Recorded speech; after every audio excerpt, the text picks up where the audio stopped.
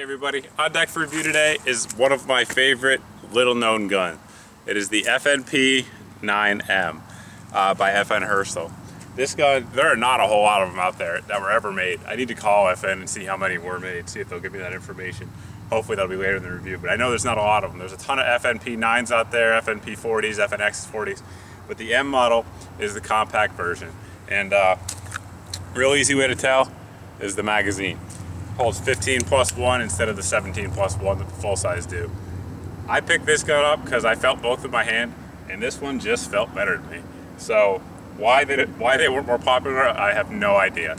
But we'll go ahead, try to put a little steel on steel here coming up next. Get into the gun, some of the details of it coming up after that. And that's pretty much it. That's what's on deck today, guys.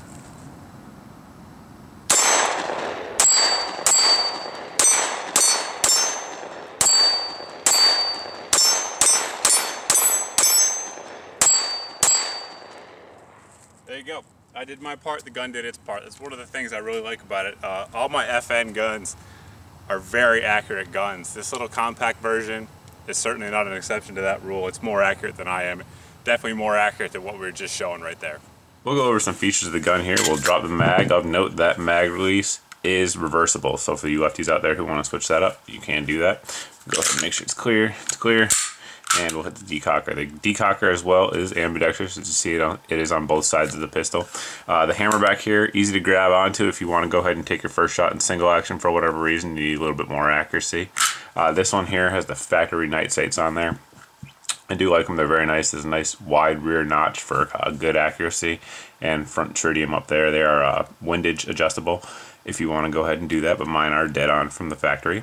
The back strap is interchangeable. It comes with this, which is the rounded back strap. It also comes with a flat back strap. I have relatively large hands, so I go with the rounded one to fill it up a little bit more. Talking about the trigger. The trigger on this gun breaks right at 11 pounds. It's a nice smooth uptake. Not too much stacking. Breaks. When it resets, you'll hear the audible reset there. And breaks right around 5 pounds. In single action mode. The single action trigger is really, it's excellent in my opinion. For a double action, single action gun, nothing to complain about there. Very conducive to good accuracy. Taking down the gun, simple as well. You just lock it to the rear, a la SIG, rotate the little lever, let the slide go home, pull it off. You have a captured recoil spring, and you have a cold hammer forged barrel. The barrel here on this gun is 3.8 inches, and the gun as a whole there does come in weighing right around 25 ounces unloaded. Lots of folks have kind of commented on these barrels being relatively thin and that they might be weak. I've seen no evidence of that. The cold hammer forged barrel, that is a very strong product. I've not heard of any barrel failures out there, and I'm sure there's guys that have put a lot more rounds to these guns than I have, so I don't really think it's much of a concern. Reassembly is the exact opposite. You just put the barrel in, and recoil spring, put it in there, set it on the rails, and you see here they do have some pretty chunky steel rails that are built into the receiver all around, so very solid gun.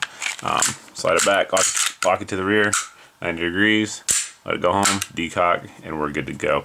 Up front here we do have a rail. That rail is 1913 style rail, so it'll fit any sort of 1913 rail accessories that you might have. Since there weren't a lot of these made, I'm guessing a lot of you guys probably haven't seen many of these guns out there. Some of you probably never seen any of them, so we'll do a size comparison. Here we have our Glock 19. You can see it's almost identical in every way. From the outside, the frame dimensions are pretty much spot on. Looking at it from the top, the FNP is going to be a little chunkier due to those controls that you have there with the double action, single action gun. But from the back, it's pretty similar as well. It carries 15+1 as does the Glock 19, so kind of makes sense there.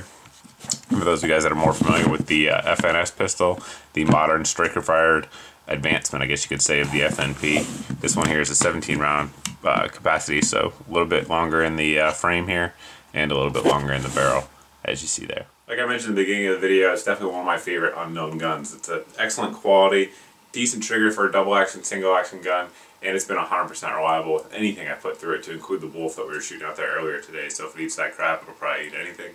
But there are some downsides to it, no doubt about it. Magazine availability, they're definitely expensive. They are out there. They're generally around $45 a piece. Now, they do come with, the gun itself does come with 3 magazines, so do you need more?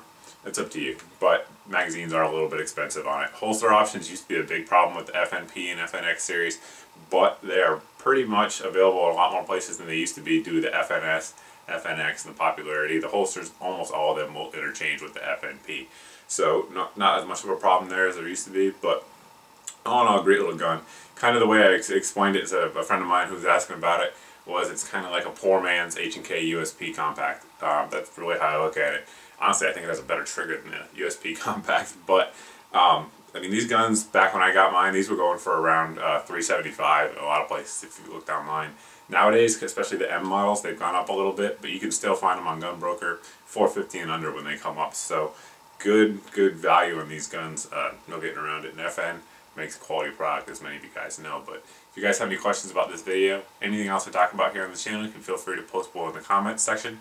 You can also post over at my Facebook page. But as always, guys, thanks for watching. Thanks for subscribing. If you're not subscribed, click the button below so you don't miss out on any of the future videos. And I hope to see you in the next video.